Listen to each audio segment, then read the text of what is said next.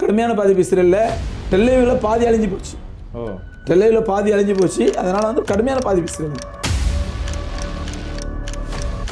பல தடவை இஸ்ரேலுக்கு போயிருக்கிறேன். அந்த யூத பாதிரிமாரோடு உரையாடி இருக்கிறேன். ஒன்றா நம்பர் கோழைங்க, பயந்தாங்குழிங்க.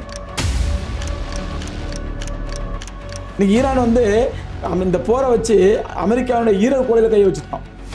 ஈரான் வந்து அமெரிக்காவோட ஈரல் கோழையில் கை வச்சுட்டான். ஏன்னா அமெரிக்காவினுடைய உயிர் நாடியே வந்து பெட்ரோ டாலர். அரபு நாடுகளை மாதிரி, சவுதி மாதிரி, துபாய் மாதிரி பூமுட்டைங்களாக உட்காந்துக்கிட்டு உலக மோகத்திலையும் பொங்கல் ஷோக்களையும் மந்தியை தின்னுட்டு உட்காந்துருக்கலாம் அவனுங்க. இந்தியாவில் உள்ள 150 கோடி மக்களும் போய் ஒரே நேரத்தில் ஒன்று கிடைச்சோம்னா அந்த மூத்திரத்தில் மூழ்கி போயிடும் இஸ்ரேல். இப்போ 40 நாளாக பைத்துல் முகத்தஸ் மூடப்பட்டிருந்தது. இன்னைக்கு அது திறக்கப்பட்டிருக்கு. பொதுவாக உங்களுக்கு பைத்துல் முகத்தஸில் அனுபவம் அதிகம். அரபு நாடுகள் வந்து அடிமையாகி என்னைக்கு எவ்வளோ காலம் ஆகிப்போச்சு. அடிமைங்கிறத வந்து அவன் குழந்தை பெறத்துக்கே தகுதி இல்லாத பெட்டன் ஆகிப்போச்சு. இஸ்ரேலுக்கும் ஈரானுக்கும் சண்டை ஓகே, அமெரிக்கா ஓகே. ஆனால் ஏன் அரபு நாடுகளில் தாக்குதல் நடத்தணும்? சவுதிலேயோ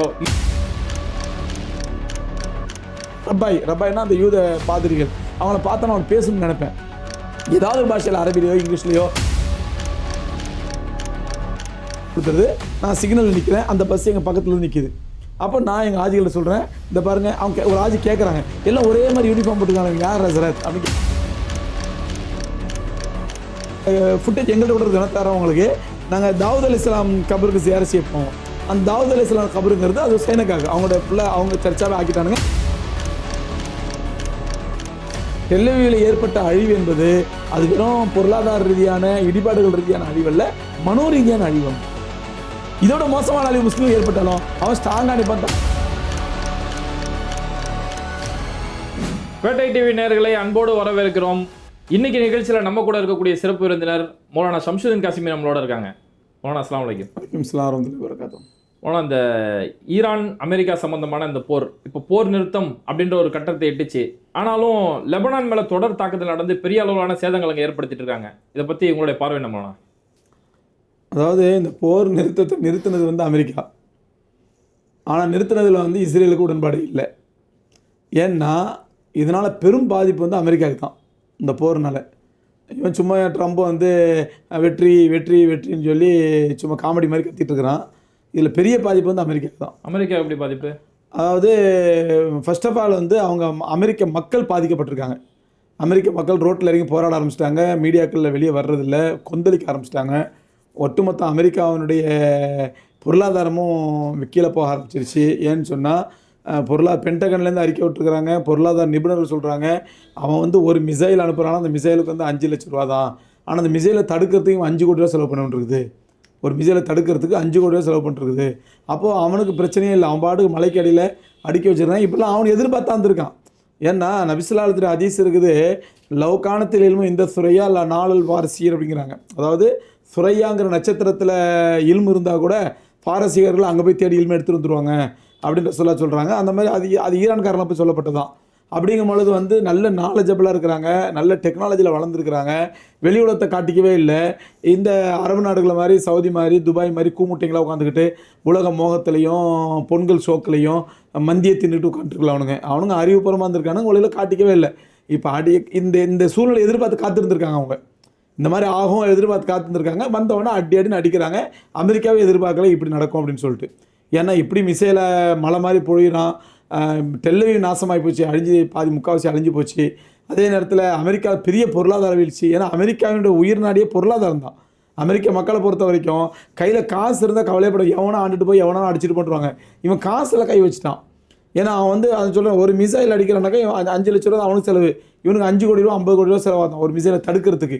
அப்படிங்கும்போது பொருளாதார ரீதியாக ரொம்ப பலகீனம் ஆகிட்டு இருக்கிறதுனால என்ன பண்ணிட்டான், யாராவது அதை நிறுத்த மாட்டாங்களா, எப்படியாவது நிறுத்த மாட்டீங்களாடா அப்படிங்கிற மாதிரி எதிர்பார்த்துருந்தாங்களா. 8 மணிக்கு அறிவிக்கிறான், அன்றைக்கி நைட்டுக்குள்ளே ஈரானிய கலாச்சாரத்தையே அழித்து விடுவேன், ஈரானிய சிவிலைசேஷனையும் அடிச்சிருவேன், ஈரானுக்கு ஒரு நாகரிகமே உலகத்தில் இல்லை, ஆச்சு பூச்சின்னு பேசினவன் 9 மணிக்கு அறிவிக்கிறான் 15 நாள் சீஸ்ஃபயரு அப்படின்னு நினைக்கா. அப்போ இவன் எந்த மாதிரி ஒரு கேவலமான மென்டாலிட்டியில் இருக்கிறான்னு பார்க்குறோம். அதனால் இது அமெரிக்காவுக்கு தான் பாதிப்பு அதிகம். ஆனால் இஸ்ரேலை பொறுத்த வரைக்கும் அவனோட இலக்கை அவனால் அடைய முடியல. ஏன்னா இஸ்ரேலோட ஒரே நோக்கம், தனக்கு ஈரான்கிற ஒரு எதிரி இருக்கக்கூடாது. எப்படி ஜோர்டான் எனக்கு அடிமையாயிட்டானோ, சவுதி எனக்கு அடிமையாயிட்டானோ, துபாய் எனக்கு அடிமையாயிட்டானோ, அந்த மாதிரி ஈரான் அடிமையாயிரணும் அப்படின்னு அவனோட ஒரே இலக்கு. அந்த இலக்கு நடக்கலை. அதனால தான் அமெரிக்கா நிறுத்தணும்னு நினச்சாலும் இஸ்ரேல் என்ன பண்ணுறான், திருப்பி அடிக்கிறான். நேரடி அடிக்கிறான். லெபனானில் உள்ள ஹிஸ்புல்லாவை அடிக்கிறான், லெபனானில் உள்ள பொதுமக்கள் அடிக்கிறான். இதுதான் காரணம். இதில் இன்னொரு விஷயம் நம்ம புரிஞ்சுக்கணும். இந்த போர் மூலமாக இன்னொரு உண்மை உலகத்துக்கு வந்துடுது. இது வரைக்கும் மக்கள் என்ன நினச்சிட்டு இருந்தாங்கன்னா, உலகமே நினச்சுன்னா அமெரிக்காவுடைய சப்போர்ட்டில் தான் இஸ்ரேல் இயங்குது, அமெரிக்கா என்ன சொல்கிறானோ அதை இஸ்ரேல் கேட்பான் அப்படின்னு நினச்சிருந்தாங்க.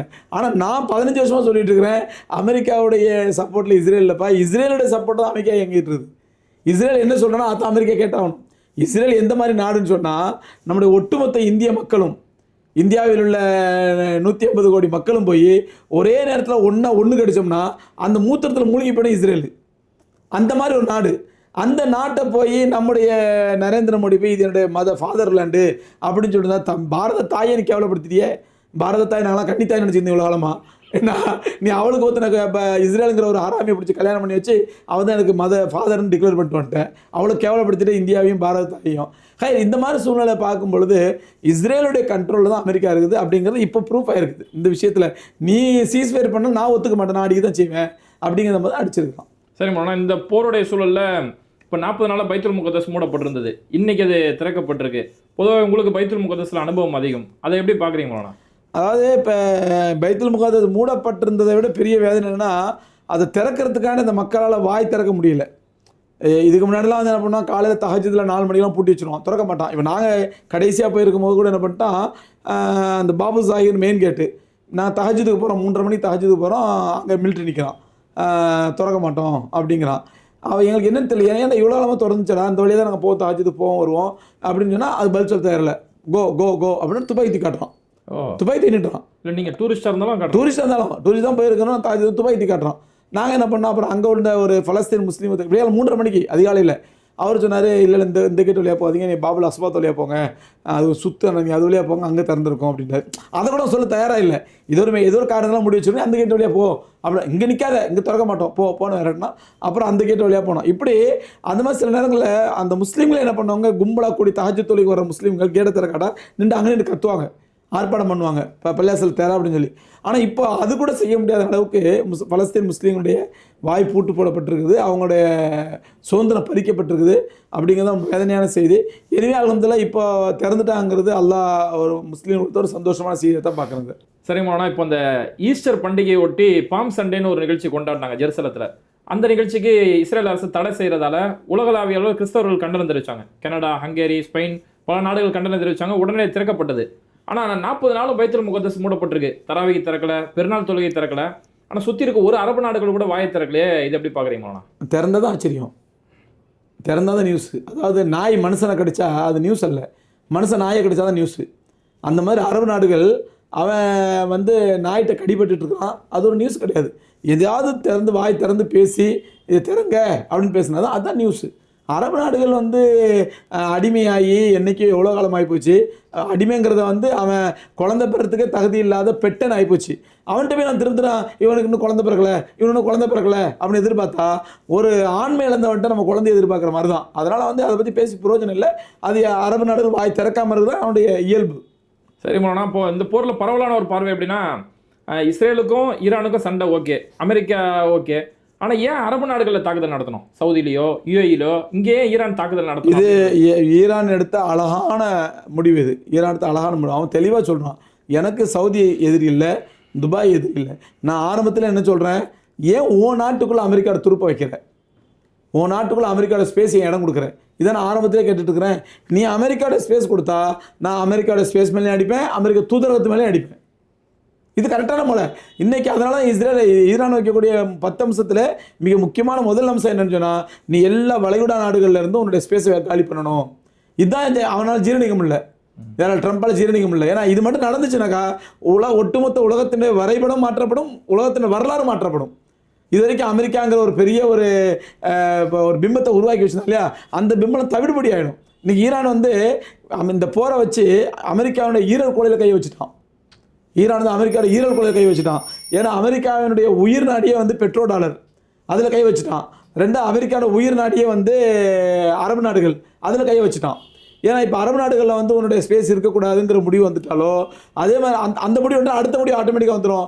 எங்கெங்கே வணிகத்தை நான் எங்கெங்கே டாலரில் பண்ணிப்போம், நாங்கள் அமெரிக்கா டாலரில் பண்ண மாட்டோம் அப்படிங்கிற வார்த்தை வந்துச்சுன்னா அமெரிக்கா அழிஞ்சு போச்சு, முடிஞ்சு போச்சு. அதனால் நான் இந்த போரை பொறுத்த வரைக்கும் நடக்கிறதும் போரை நீடித்தாலும் அமெரிக்காவுக்கு அழிவு, போரை நிறுத்தினாலும் அமெரிக்காவுக்கு அழிவு. இது நாயர் பிடிச்ச புலிவாளுங்குவாங்க நம்ம கிராமத்தில், அந்த மாதிரி நாயர் பிடிச்ச புலிவாள் மாதிரி விடவும் முடியாது பிடிக்கவும் முடியாது, அந்த மாதிரி அமெரிக்கா நிலைமையாகிட்டா. இதில் மாஷா அல்லாஹ் ஈரான் ரொம்ப தெளிவாக இதைத்தான் எதிர்பார்த்து காத்துக்கிட்டு இருந்தேன் அப்படிங்கிற மாதிரி நல்ல சந்தர்ப்பத்தை பயன்படுத்திட்டு இருக்காங்க. இடையில ஈரானுடைய வெளியுறவு அமைச்சரோட பேசியிருக்கிறாரு, எங்களுக்கு இதை விட்டால் ஒரு சந்தர்ப்பம் கிடைக்காது, உலகத்தில் ஒரு நல்லது நடப்பதற்கும் உலகத்தில் வந்து இப்போ நாங்கள் எதிர்பார்க்கக்கூடிய நல்ல நிலைமை உருவாவதற்கு இதை விட்டு ஒரு சான்ஸே கிடைக்காது எங்களுக்கு, அதனால் இந்த சான்ஸை நல்லபடியாக பயன்படுத்திப்போம் அப்படின்ட்டு இருக்கிறாங்க. அதே மாதிரி அதுக்கு அவங்களுக்கு கொடுத்த அல்லாவோட பெரிய வாய்ப்பு தான் ஹார்மோஸ். அந்த ஹார்மோஸை கரெக்டாக பயன்படுத்திக்கிறாங்க, அவங்க ஹார்மோஸ் நீர்நிலையை கரெக்டாக பயன்படுத்திக்கிறாங்க. அதான் சொல்லுங்கள், அமெரிக்காவுடைய ஈரக்குழையில் கையை வச்ச மாதிரி வச்சுட்டாங்க. அதனால் இது மிகப்பெரிய வெற்றி ஈரானுக்கு, மிகப்பெரிய அசிங்கம் கேவலம் அமெரிக்காவுக்கு. இனி அடுத்தடுத்த அசிங்கங்கள் காத்துட்ருக்குது.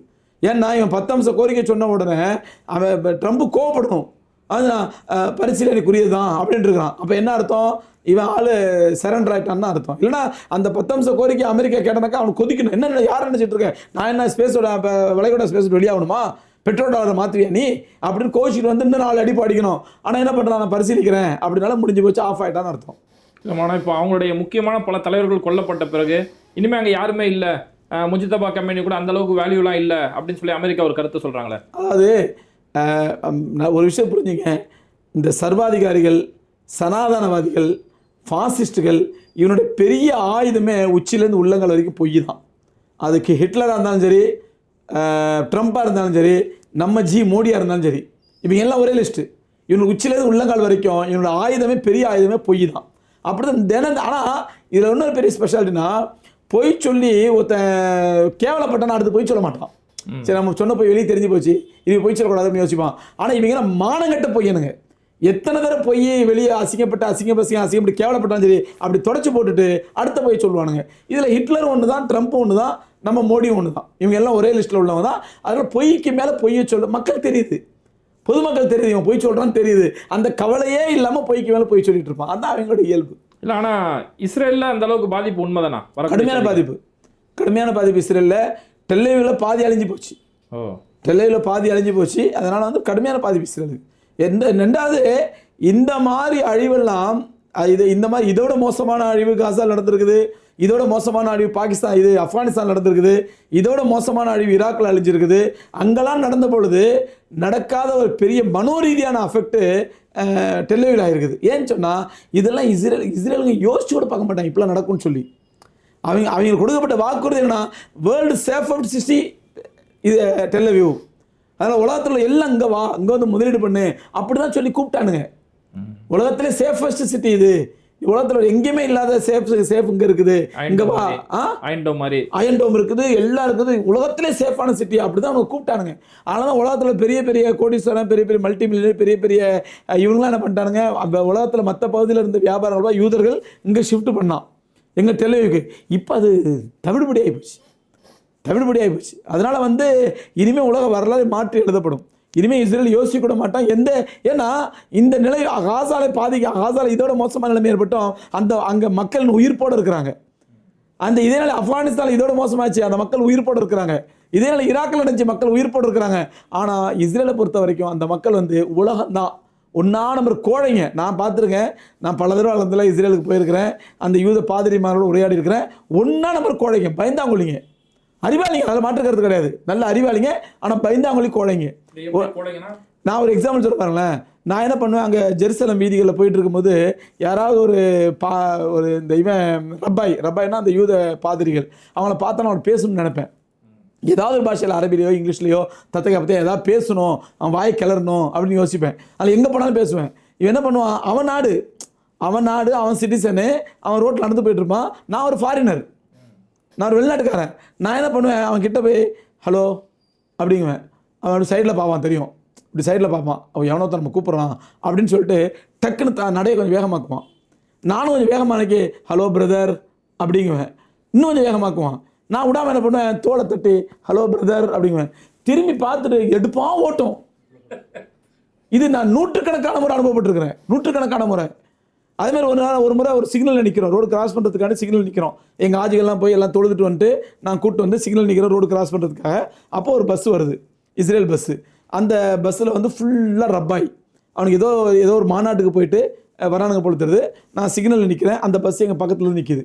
அப்போ நான் எங்கள் ஆஜிகளை சொல்கிறேன், இந்த பாருங்கள், அவங்க ஒரு ஆஜி கேட்குறாங்க, எல்லாம் ஒரே மாதிரி யூனிஃபார்ம் போட்டுருக்காங்க, யார் ஹசரத் அப்படின்னு கேட்குறாங்க. அப்போ நான் சொன்னேன், இவங்க தான் ரப்பாயின்னு சொல்லுவாங்க, யூதர்களில் உள்ள உலமாக்கள், அவனுங்க வந்து இந்த சனிக்கிழமை ஆகிட்டா அவங்க ரொம்ப பிஸியாக இருப்பானுங்க அப்படி இப்படின்னு சொல்லி நான் அவங்களுக்கு எக்ஸ்பிளைன் பண்ணுறேன்.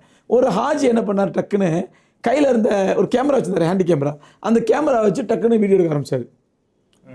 அந்த பஸ்ஸில் உள்ளவங்க வீடியோ எடுக்க ஆரம்பிச்சார்.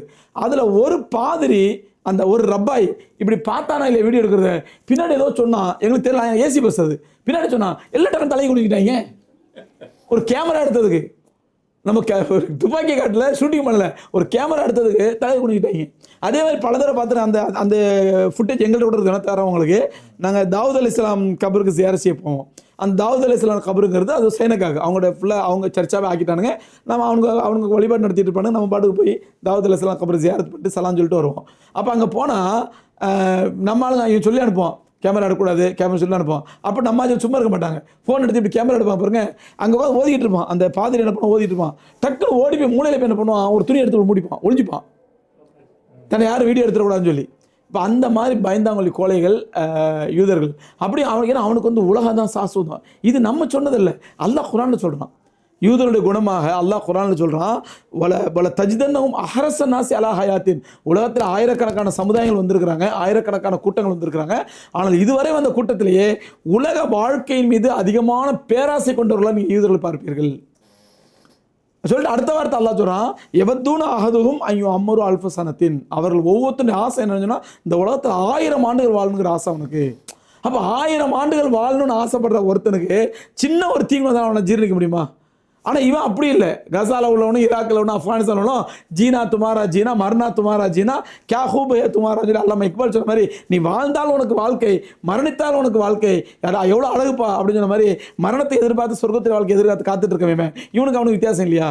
அதனால தான் சொல்கிறேன், டெல்லவியில் ஏற்பட்ட அழிவு என்பது அது வெறும் பொருளாதார ரீதியான இடிபாடுகள் ரீதியான அழிவல்ல, மனோ ரீதியான அழிவு. அவனுக்கு இதோட மோசமான அழிவு முஸ்லீம் ஏற்பட்டாலும் அவன் ஸ்ட்ராங்காக நிற்பான், சந்திப்பான். நான் அல்லாவுக்காண்டி வாழ்றவன், இன்னால் இல்லாஹி வ இன்னா இலைஹி ராஜிஊன், அல்லாவுக்காண்டியே வாழ்கிறோம், அல்லாவுக்காண்டியே போகிறோம் அப்படின்னு மனநிலை உள்ளவன். இந்த மனநிலை உள்ளவன் எவ்வளோ அழிவு வந்தாலும் தாங்கிப்பான். ஆனால் அவன் அந்த மாதிரி மனநிலை இல்லை. உலகம் தான் எனக்கு எல்லாமே சாசுதான் நினைக்கிறவன். அவன் ஒரு சின்ன தீங்கு வந்தாலும் அவனால் ஜீர்ணிக்க முடியல. சரிங்கண்ணா, இந்த ஒரு குறுகிய நேரத்தில் இந்த போர் சம்பந்தமாகவும் அங்கே பலஸ்தீனில் இருக்கக்கூடிய கள தரவர்கள் சம்பந்தமாக பல்வேறுபட்ட விஷயங்களை தெளிவுபடுத்தினீங்க. நிகழ்ச்சியில் கலந்துட்டு ரொம்ப நன்றி. கண்டிப்பாக அடுத்த நிகழ்ச்சியில் சந்திப்போம். அஸ்ஸலாமு அலைக்கும். இது மாதிரி வீடியோக்களை தொடர்ந்து பார்க்கறதுக்கு மறக்காம பெட்டை டிவியை சப்ஸ்கிரைப் பண்ணிட்டு இந்த வீடியோக்களை உங்க நண்பர்களுக்கு அதிகமாக ஷேர் செய்யுங்க. இணைந்திருப்போம்.